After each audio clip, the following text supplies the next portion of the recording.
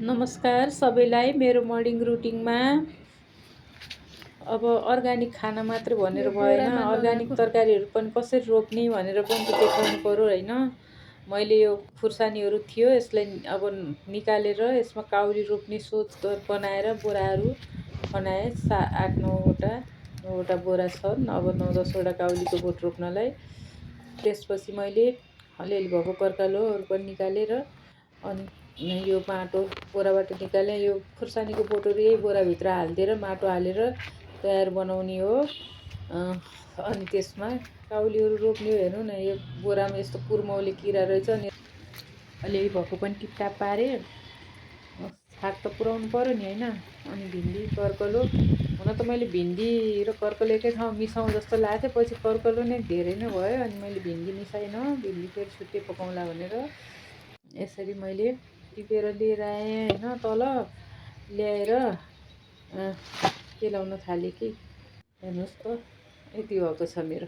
भन्यो अलिअलि दुःख त हुन्छ है।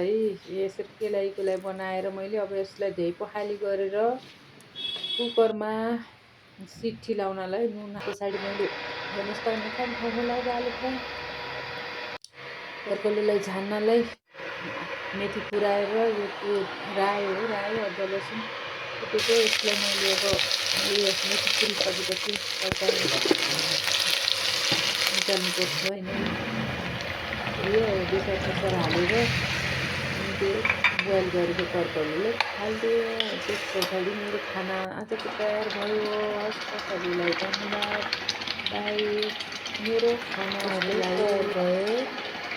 यसरी मैले कर्कलो, गाभा र आलु फ्राई गरेर खाएँ भोलिपल्ट। पछि मैले खाना खाइसके पछाडि मैले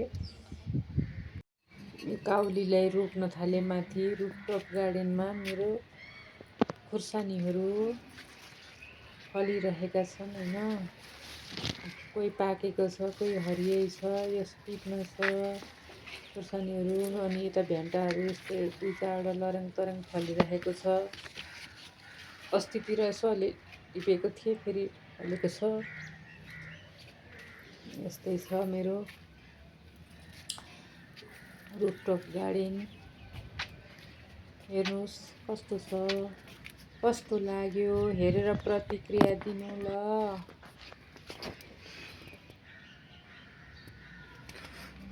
तर मैले यसपालि खुर्सानी रोपेको मेहनत अनुसारको त्यति धेरै फल चाहिँ लागेन जस्तो लाग्यो। तर पनि जे दिनुभयो भगवान्ले त्यसमा पनि खुसी हुनु पऱ्यो। अब मैले यी बोराहरूमा यो काउलीको बिरुवा ल्याएको छु। अब यसलाई रोप्नु पऱ्यो होइन। अनि यो गोबर मल हो। अब अलि गोबर मल हाल्दै रोप्छु म। यी बोराहरूमा मैले 10वटा जति बोरा भएको छ।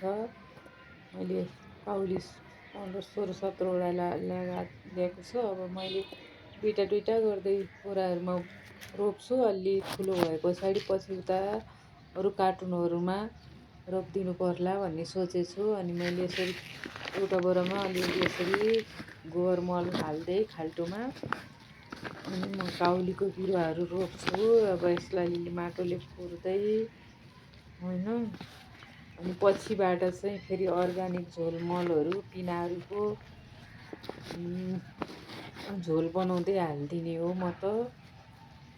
यसरी मैले सधैँ कौसी खेतीमा यस्तो बोराहरूमा कार्टुनहरूमा काउलीहरू उत्पादन गर्छु। तर कहिलेकाहीँ परेवा धेरै आउँछ अनि खाइदिन्छ। पोहोर धेरै परेवाले खाइदियो, पछिबाट अलिअलि भएको थियो होइन।